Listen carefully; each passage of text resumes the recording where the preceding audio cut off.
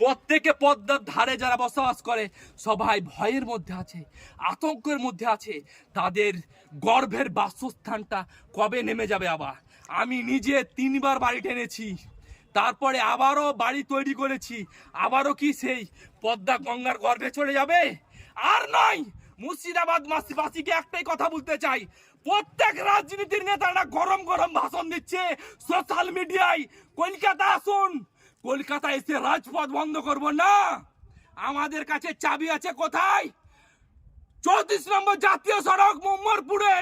ওই উম্মরপুরে গিয়ে মুর্শিদাবাদবাসী বসে বলবো আমার অধিকার দেন, আমার হক দেন। কাউরির কাছে ভিক্ষা নিব না, আমার অধিকার আমি চেয়ে নেব। আজকে আমাদেরকে দুটো খাবার বা দুটা রাজনীতির নেতারা এসে বলছে যে ভিডিও গিয়ে আপনাদের পুনর্বাসন পাওয়ার জন্য কাগজ জমা দেন।